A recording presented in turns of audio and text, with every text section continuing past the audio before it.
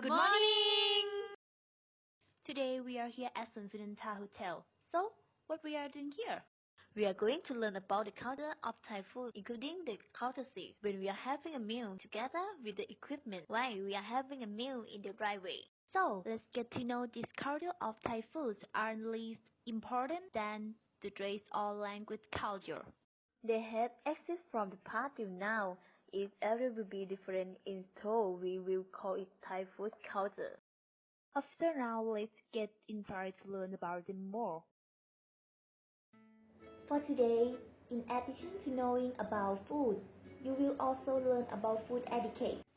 As for diet etiquette, many countries are not the same.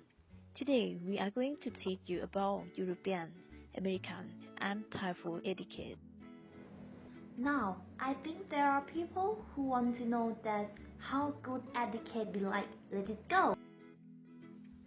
For eating European food, it will be like using a fork with your left hand, and when to eat upside down, the fork end, and holding a knife in his right hand. The American part is a style to use a fork with the right hand, and when to eat the tip of the pork must be raised up, then use a fork to scoop food. As for the knife, if not used, put it next to the plate. With eating food in Thailand, it is divided into types, tableway, with food already set on the table, and food that is gradually being served one by one. Let's see how we should behave. I would like to give a couple examples. Number 1. Do not make a loud noise while eating and should scoop small bites. Should not choose only the food you like. Choose always use a toothpick to bring to discuss with dinners. Don't blame or admonish family members while eating, and should sit upright. Don't put your arm on the table, and doesn't bow your head to eat from the plate into your mouth. If food is served in a covered by bowl, open the lid to the plate. If any device is not used to observe those who sit at the side and follow them, and do not gluttonous or spilling food. And this is just an example for basic dining. Etiquette. Next, we will listen to the etiquette of the buffet. Buffet etiquette, for example, should get up and bring your own food by standing in line and not be a burden to others, not taking food, utensils or scooping. For to others, each person had to help themselves and not talking while feeding. Hurry to scoop food to allow others to scoop some food. Don't overflow the plate with food. Don't drag it on top. If an item is a piece, only one should be picked up. Will take more than one only when the order has completed. The food that is scooped must be eaten completely. If not enough, can try to fill up, and when finished eating must remove food scraps in the plate and get a utensil. It is over now with food manners. Next, let's get to know the names and information of Thai food today. But today, our Thai food is quite large and very appetizing.